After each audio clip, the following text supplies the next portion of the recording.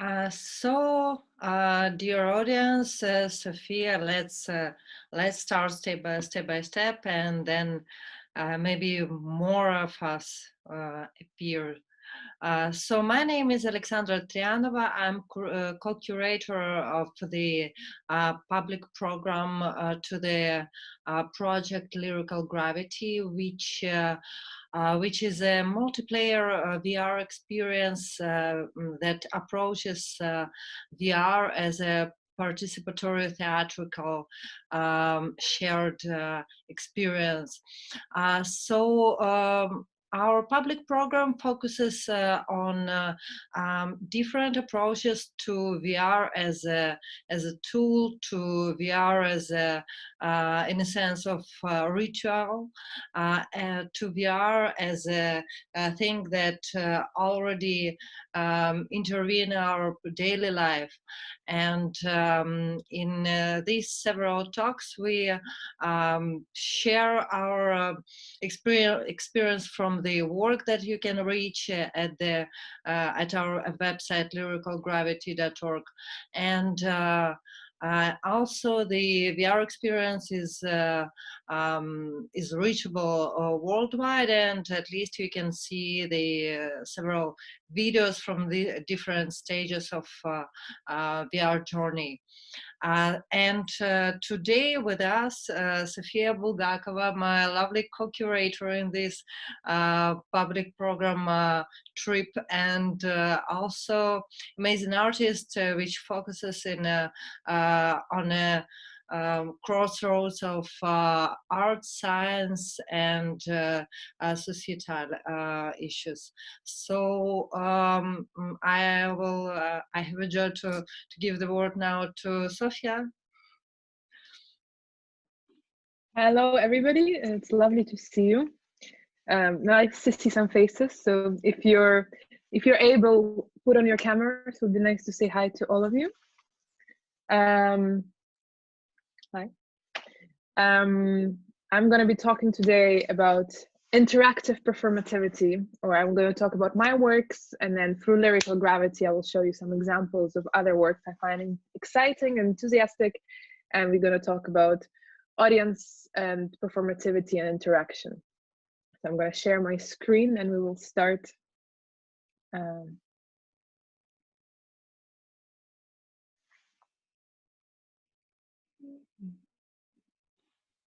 Just a second. Can you, Sophia? Yes.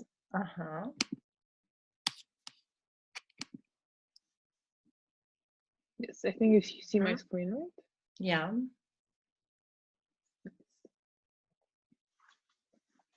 So welcome again. I'm going to start with talking about my works and what I'm working on, and then how it all relates together and also to Lyrical Gravity. I will also have some references for you. And yeah, I was supposed to make a joke. I had a talk with my lawyer today about immigration issues and how difficult it is to get visas in the Netherlands. And today, most of my references are Dutch-based artists, of course, to continue the topic of how difficult it all is. But yeah, I'm Sophia Bulgakova. I'm a Ukrainian artist based in the Netherlands, and I studied art science. And this is what I'm also working with currently, an intersection between art science, technology, participatory works, light, and interactivity. So I'm going to start with that.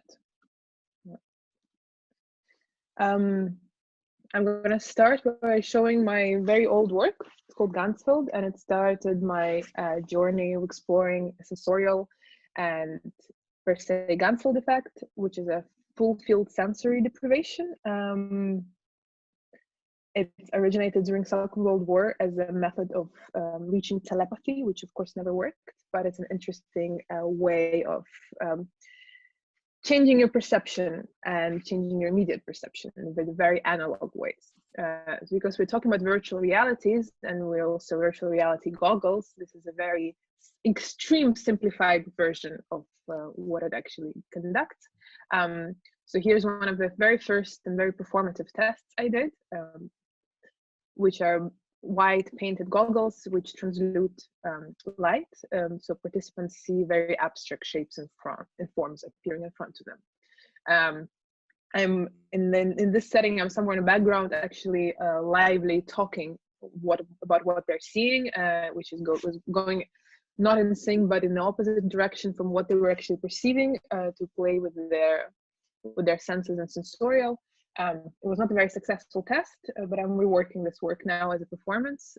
So that's why it's here, because it started all of it. And it's also started my journey of exploring this wearable devices.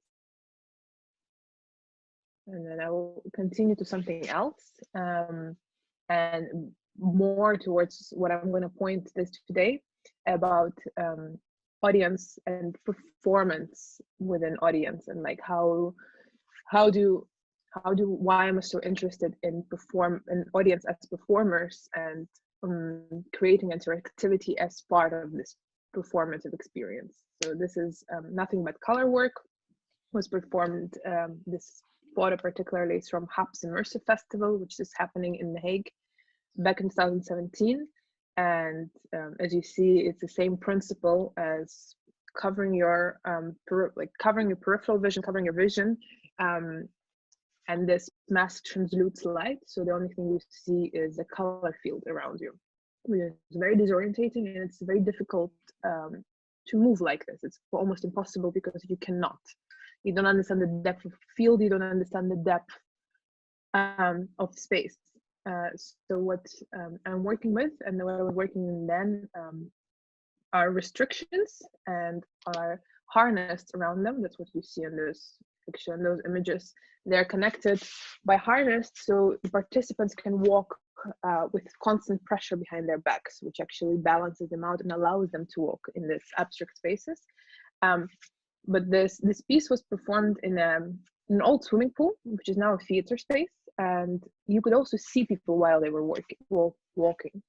So it's also created as sort of a narrative performance when you could actually see what was happening and how it was, what was going on, and then you could try it yourself. So it's also created this very performative effect. And I was actually very interested about it further. And this actually led to my other work, which I'm still in development, and it's still currently in progress, but it was my graduation work, which is called Inevitably Blue. And here it's ongoing performance where you as a participant are sitting on a swing with the same principle of this mask around you. And it's a very levitative and very meditative experience of disbalancing yourself through color and through movement. Again, you cannot move in this environment by yourself, so I create restrictions of ways for you to experience it with movement together. In this case, a performer actually allows you to move, but the whole act becomes a performance together with the participant on a swing. And my other point was with walking through space, it's giving a lot of agency to the audience, and it also can be a bit difficult sometimes to expect so much from the audience to be able to perform in a certain way, or movement as something. I run ahead. Movement as something which you can be unsure about or uncertain about how to carry it as somebody who just participates in a piece. And here I was trying to create a very object which you already use in public space, or a swing, so you're not aware that much of using it or being on it, and then it still can be a very performative experience. So I'm going to show you a video. I'm going to check if my sound is shared. Yes. I'm going to show you a video of that piece so you have a better idea of what it was about. I know that some of you, I see some familiar faces who tried it even, but for ones who didn't, I want to understand more about what it was.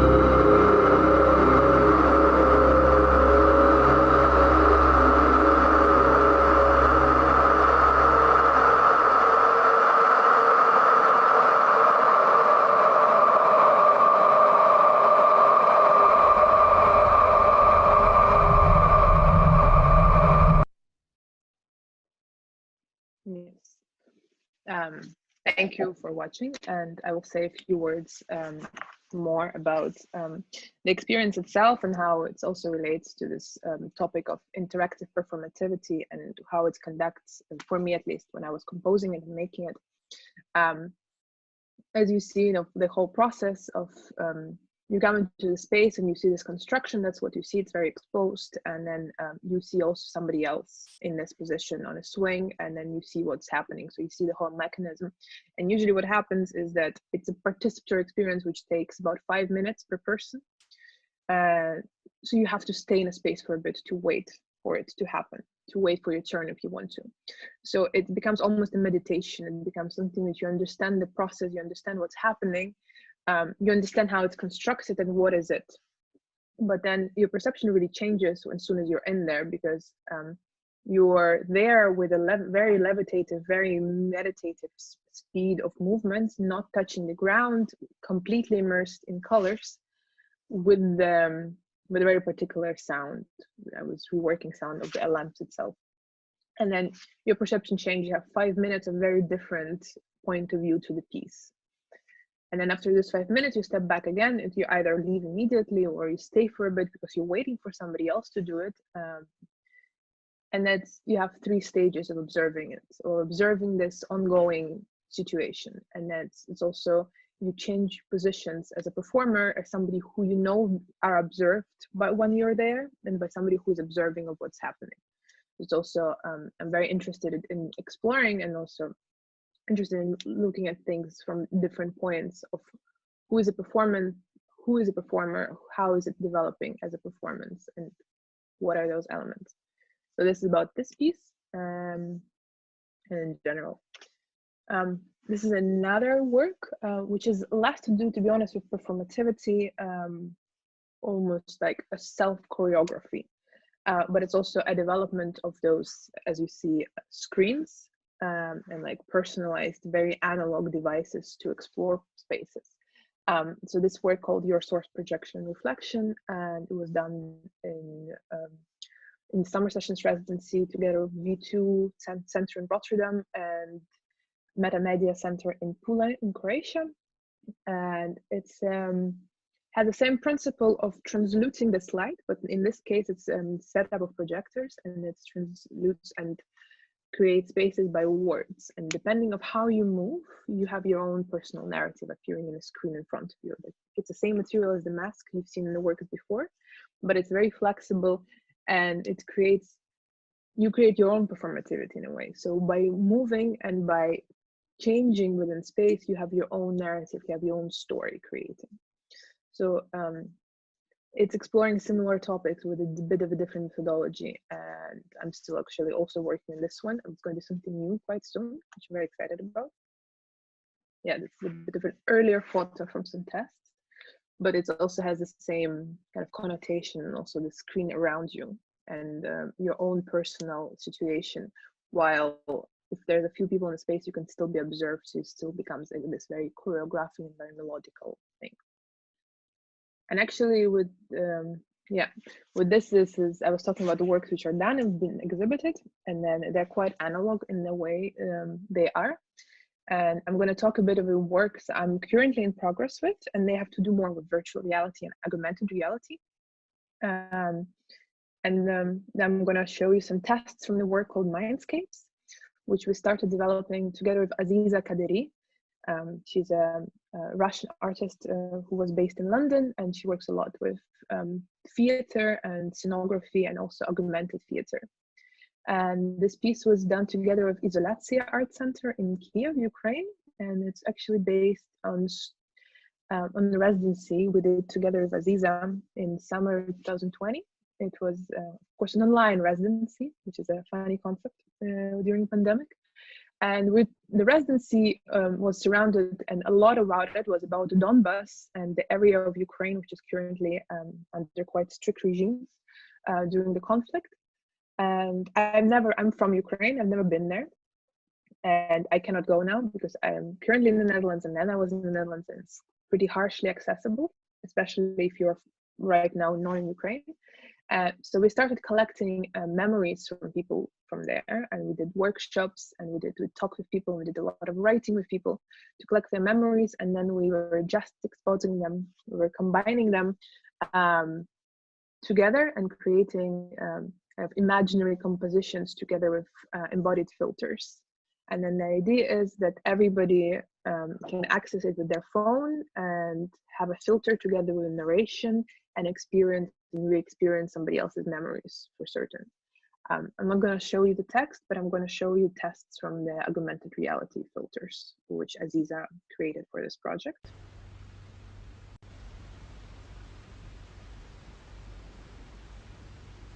Just different landscapes of Ukrainian nature.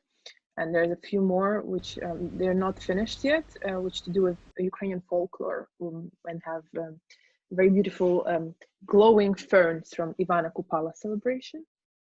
Yes, there's more of them.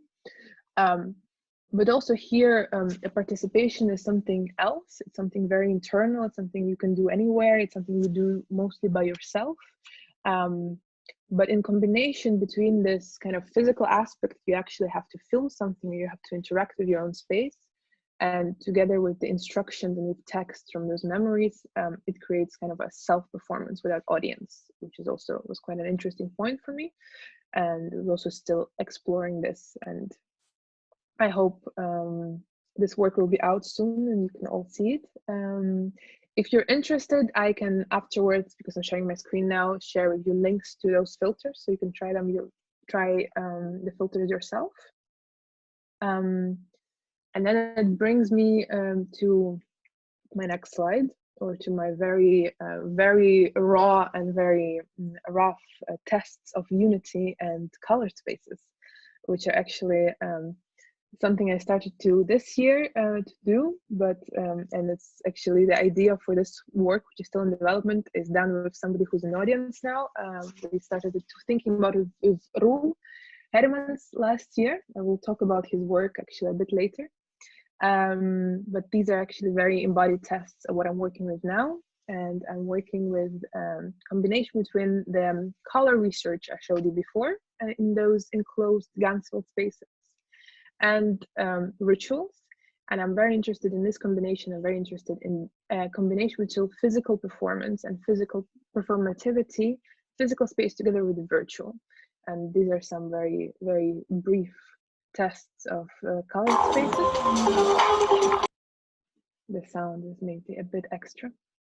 But just to link it, like what I'm doing and what I'm interested in, what I'm currently working on and exploring with the topic of lyrical gravity.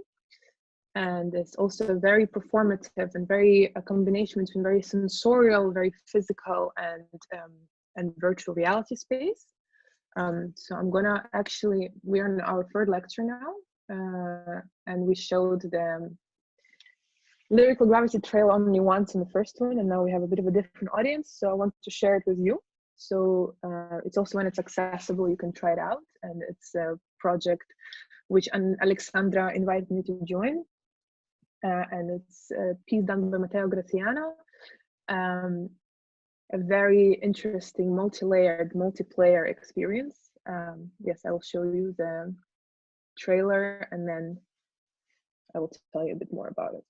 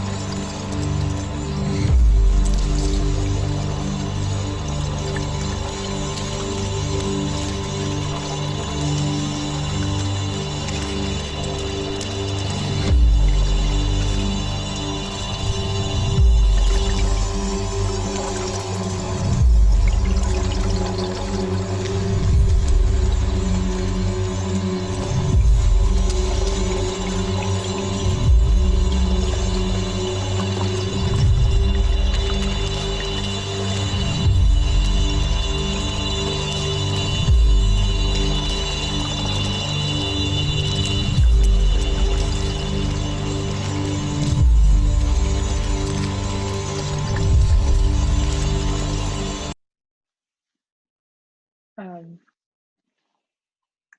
yes, so what you've just seen is a trailer for Lyrical Gravity Experience, and it's a 7-person per time multiplayer within virtual reality, but it's also connected to a physical performance where the guy is developing it, we're initially planning to do. And it's consisting of a world which is based on pop songs. And so it actually contains 7 layers and 7 experiences related around pop songs. I'm actually thinking now, maybe Alexandra, do you want maybe to say a few more words about the project to give more context? Yes, so this piece was initiated by Matteo Graziano, a Berlin-based artist who works with body practices, with performance, and since recent with the VR. And here, when we started about translating the initial project Performative Offline 1, we started to think about translation of these. Matteo put it on the table the idea of alternative gravity as a speculative issue that could show from one side absolutely body practices that appears between performers and audience inside the offline performance or performance in VR.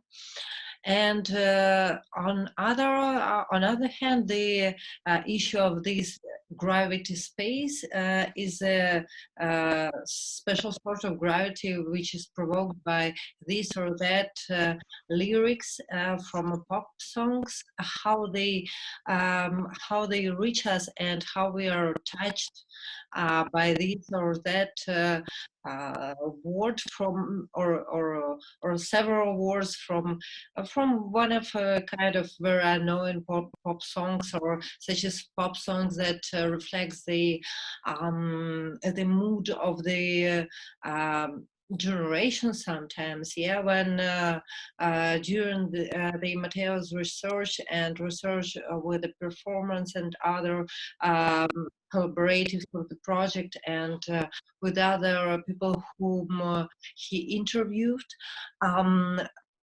in such a selection, we get also the this social issue, yeah, because these songs are more that are used in this project. They are more popular. They are known by everybody. The pop culture is a thing that touches everyone in this or that form.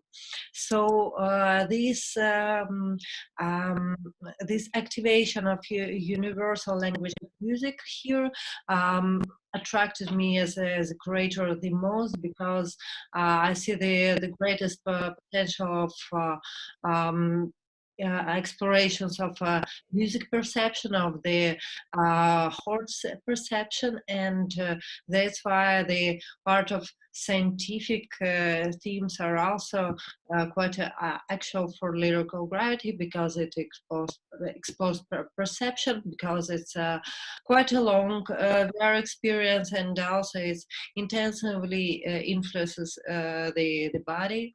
Yes, if we talk from scientific mode, yeah, it's also could be quite a variety discussion.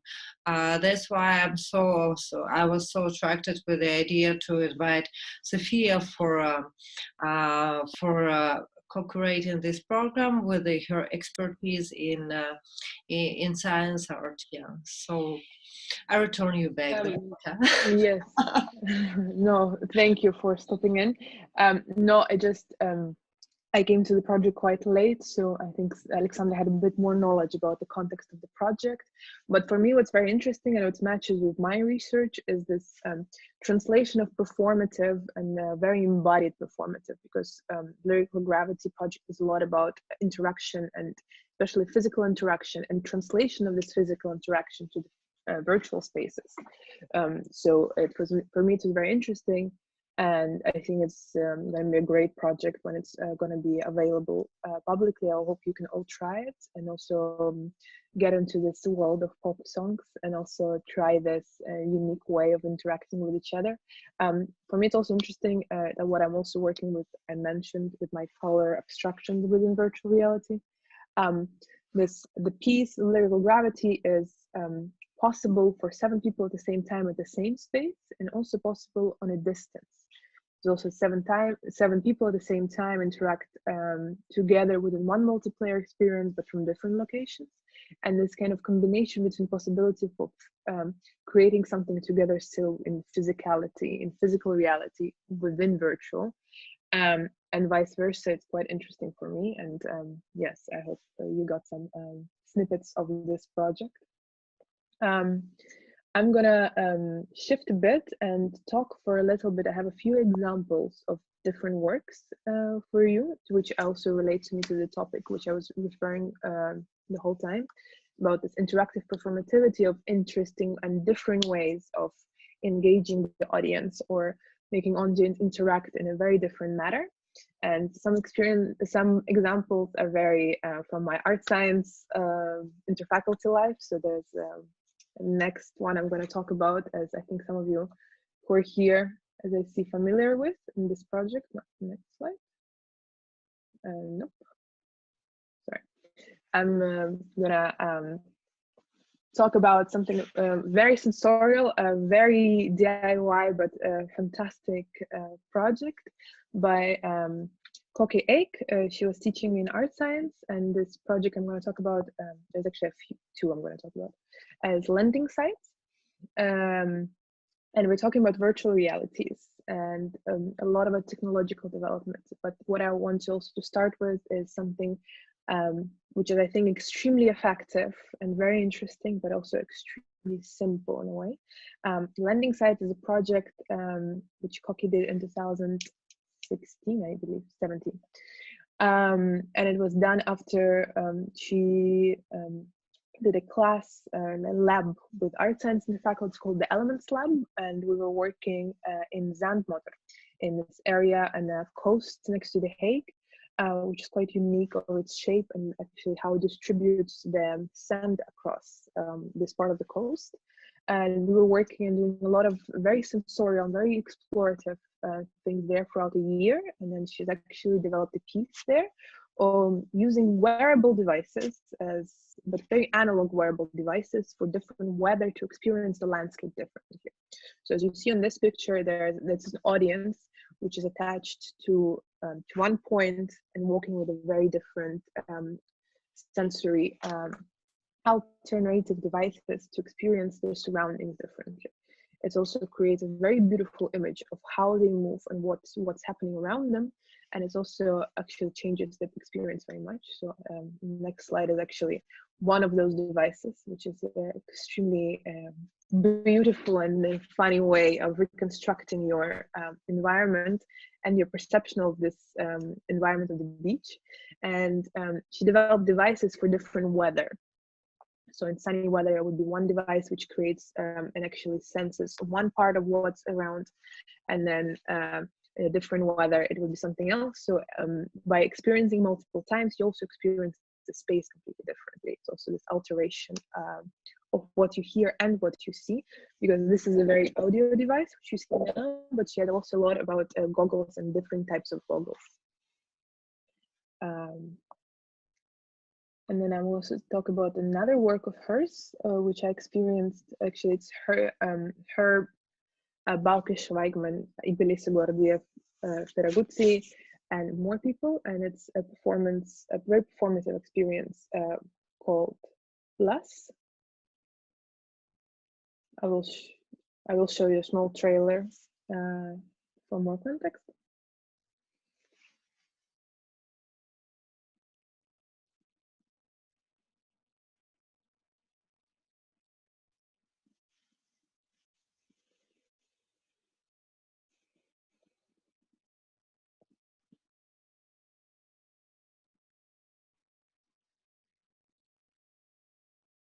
Sorry.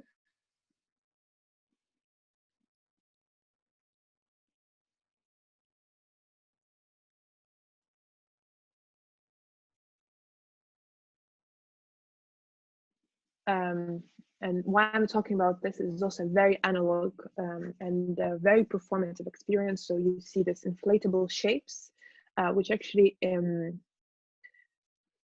which are moved and by a performer inside of them. And this is from this picture is from the performance which was in The Hague in the Grote Kerk. And by involving and looking into shapes, and then at some point actually use an audience appear inside of this shape. And that's what I've also was interested about performativity as a performative experience and how you interact with the audience, how you change again complete perception of it, how you embody everything what was in there. That's why we decided to talk about this a bit, and its correlation with other pieces I'm going to show you later. I think it's quite interesting about this interaction. Next piece I'm going to talk about, the artist is actually here. Hi, Ro. He's actually, I think, in the build-up of his new installation, which is going to be happening in Stuk in Leuven. You're very welcome. I think it's next week. If you want to add something, Ro, you're very welcome. Yeah, hello. Thanks. Do you hear me? And there's a bit of an echo here. I am indeed here behind me. Is actually the monolith version of the work you see on the photo there. It's a full closed off mirroring monolith, I call it. And you are all welcome to come next week from the 20th to the 25th of April here in Leuven in Belgium. So if anybody's in Belgium, please have a look. I was preparing a presentation and I was texted Ro, like, I'm going to include your work. Can I do this, please? And can I talk about it? But yes, again, about performative interaction and the interaction of the audience, which I like your work and Roel's work very, very much. It also creates a different type of virtual reality by just using sound and imagination. And it's also create a very social experience. As you see here, it's a quartet A experience for 4 people at the same time. And it's imagination experience. So it's all based upon the text which you hear in your headphones, and then composition between the people which are moving, and like a movement and interaction between your imagination create new spaces within yourself. And I think it's beautiful, and it's also a very interesting way of having it. So also, as you see here, I think this is from Smaak from Ghent. You can see also it's a very in an open space. It also becomes a performance by itself, which is a very interesting way to work with an audience, and also very inspiring in some sense. I have another video of Roel's work. It's from Goem, also from Ghent, from earlier this year. I was there. And it also creates a bit of a different dynamics, but has the same principle of this very intimate audience interaction. And it also creates somehow a performance together while you are in your own very secluded environment of your own imagination, which is very interesting.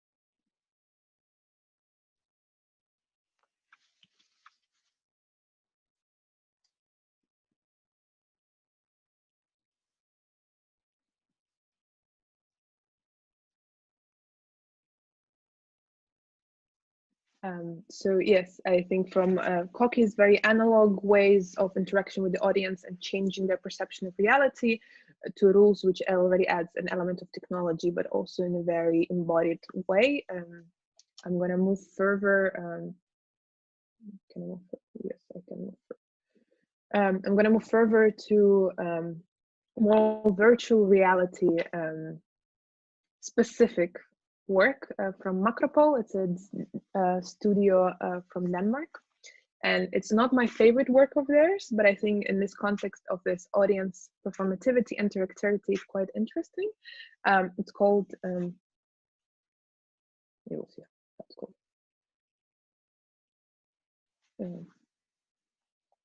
Sorry, I'm losing touch of everything.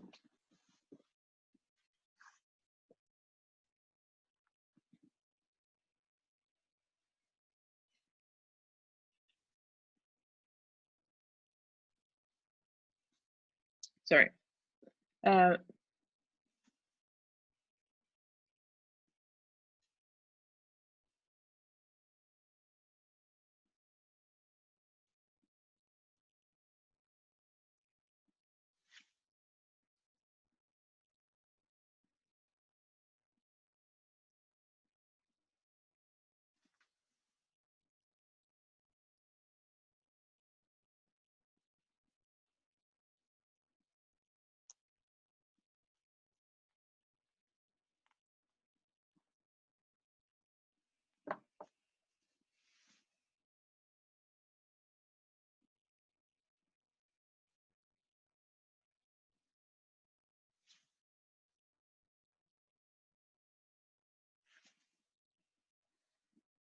So yeah, sorry. The work is called The Shared Individual. It completely flew off my mind.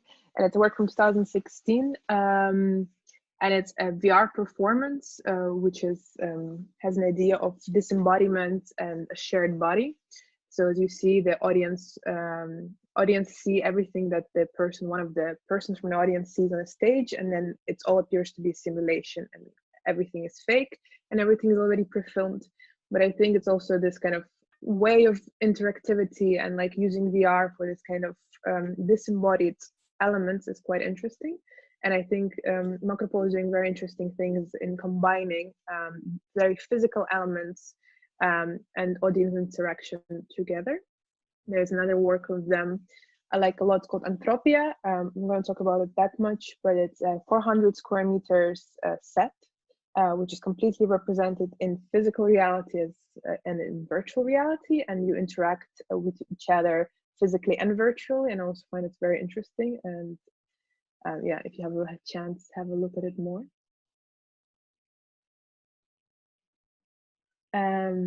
One of the last examples I'm going to talk about today is also a Dutch-based collaboration of Ali Eslami and Qasim. And the Sacred Hill, it also relates to my topics of research and rituals very much, which I also really like this work. But I also like this work a lot because it's a combination between virtual reality experience, a multi-sensory performance, and an interactive installation, which I find this all these elements combined together as very exciting.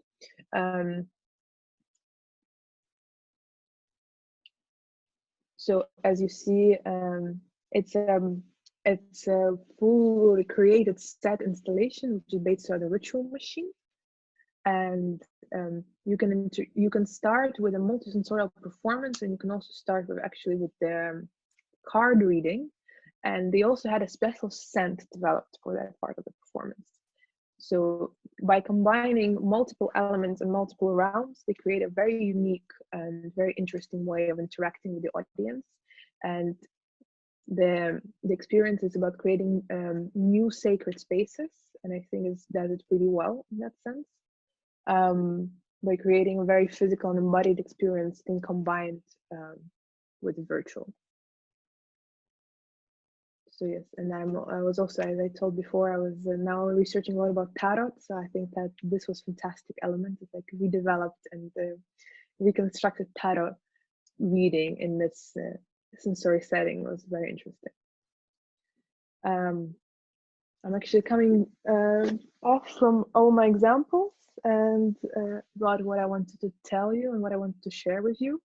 I hope it was interesting, and if you have any references, comments, questions, or anything, let's maybe open up for a discussion and talk about a bit together what interests you. And yes, thank you very much for listening to me.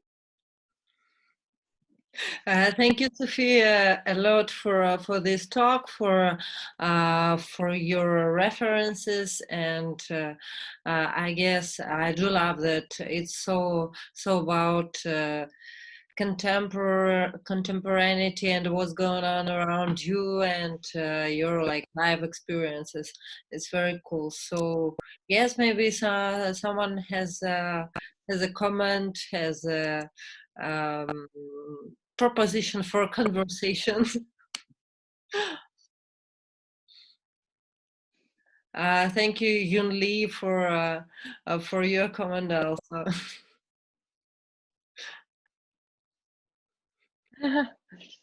Thank you. Thank you. Thank you, Sophia, for the nice presentation. I also have to go now. See you Thank soon. you very much. Thank you, Thank you. and see you on our next event by Soyun Park. Soyun Park, who was a treasure found by Sophia and brought here to our program. So it will be the evening after tomorrow, and Soyun Park will be with us talking about games that are in our lives already.